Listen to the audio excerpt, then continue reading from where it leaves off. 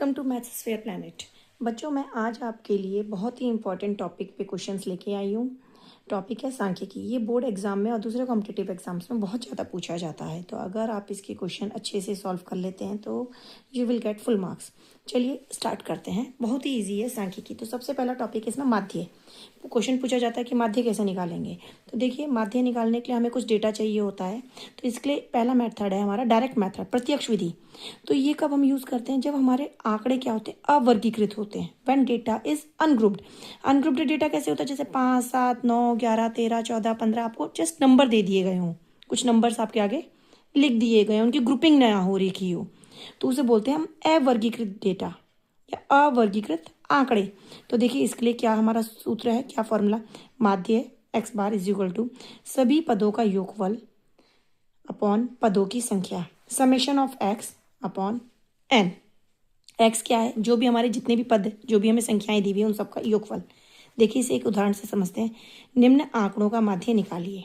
तो देखिए, 5, 7, 9, 11, 13 इस तरह का जब डेटा दिया हुआ रहे तो इसे बोलते हैं हम अनग्रुप्ड डेटा।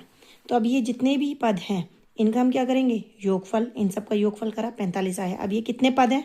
पदों की संख्या है 1, 2, 3, 4, 5। तो देखिए कितनी हुई पदों की संख्या? 5। हमने अपना सूत्र लिखा, माध्य इज इक्वल टू सभी पदों का योगफल अपॉन पदों की संख्या। तो 45/5। तो उत्तर क्या आएगा? 9। आई होप आपको समझ में आया होगा। बहुत ही आसान था। 1 नंबर का क्वेश्चन आता है इससे।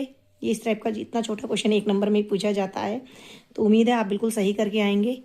अच्छा देखिए, एक और प्रश्न आपके लिए लेके आई हूँ, इसको आप खुद से सॉल्व करेंगे। एक छात्र के 6 परीक्षणों के अंक ये हैं, यानी कि आपके क्या है? देखिए पद, देखिए अंक दे दिए ना, अंक दे दिए, अंक मतलब यही पद 12, 15, 18, 10, 20, 25। तो इनका योग करेंगे।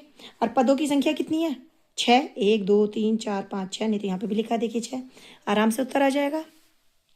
ठीक है, इसी में एक अगला देखिए, जब आंकड़े क्या हो? अवर्गीकृत हो, वही अवर्गीकृत है, परंतु एक सारणी की फॉर्म में आपको, एक टेबल की फॉर्म में आपको दे रखे हो, तो उस केस में हम ये वाला फॉर्मूला इस्तेमाल करेंगे।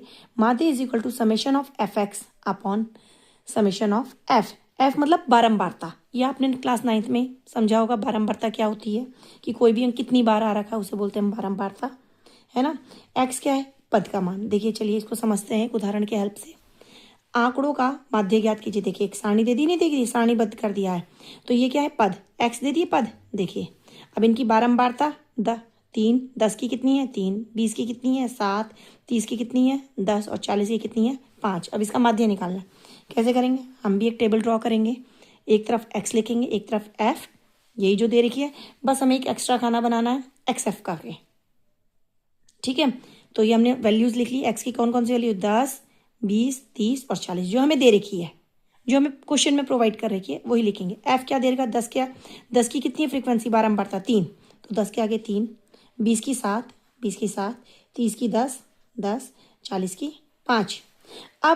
अब हम अपने फॉर्मूले को देखेंगे। फॉर्मूले में क्या है? समेशन ऑफ एफ एक्स, यानी कि इन दोनों की गुणा होनी चाहिए, पद की और बारंबारता की क्या होनी चाहिए? गुणा।